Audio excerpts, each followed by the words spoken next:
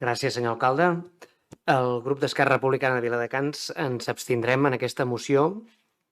Per una banda, compartim que el Parc Agrari del Baix Llobregat és una zona d'activitat econòmica per la producció d'aliments i que, a més, ens aporta altres coses, com els valors ambientals.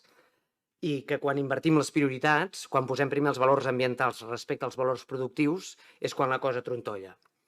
Tal com diu la moció, a Catalunya pequem de protegir per raons ambientals, però llavors no dediquem prou recursos a gestió ni tan sols ens impliquem com cal a la planificació de la gestió. L'Estat al seu dia no va actuar prou correctament a l'hora de fer les compensacions ambientals de les grans obres del Delta, l'ampliació de l'aeroport i el port, i la Generalitat no s'ha implicat com cal en la planificació i actuació en la gestió dels espais naturals del Delta. Estem d'acord que davant de la dificultat de fer compatible la producció intensiva d'horta i la protecció dels hàbitats i de les aus, no es pot avançar en la delimitació de les EPA sense consens, ni sense avaluar-ne l'impacte que això té sobre el sector agrari.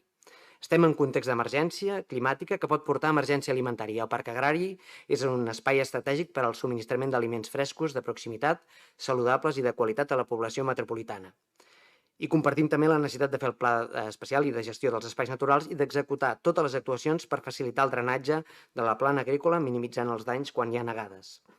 Ara bé, des d'Esquerra creiem que no és coherent demanar consens per l'ampliació de les EPA i alhora exigir, sense necessitat de consens, amb urgència i caràcter preferent, la modificació del pla especial del parc agrari. I més quan l'organització professional agrària més representativa a Catalunya i a la comarca, la Unió de Pagesos, s'hi mostra contrària. Potser millor començar-ho a parlar sobre si realment cal la modificació i començar a tenir consens amb això, i si hi ha consens, llavors seguim avançant. Però primer tinguem consens també amb això. El Delta és un territori molt complex i llaminer i amb moltes mirades. I segons com, amb la modificació del Pla Especial del Parc Agrari ens podria passar com quan dorms en un llit i la manta és petita. Quan estires cap al cap se't destapen els peus. Però és que, a més, aquí en aquell llit hi ha molta gent i tothom estira. I per mostra un botó.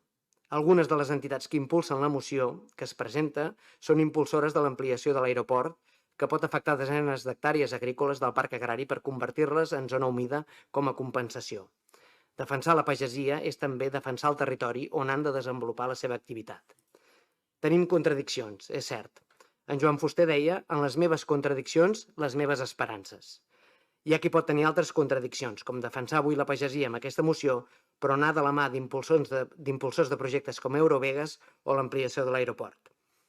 Necessitem un espai agrari protegit pels seus valors productius i no ambientals, on els pagesos i pageses puguin fer la seva activitat i guanyar-se la vida, empreses i territori. I per això ens abstindrem.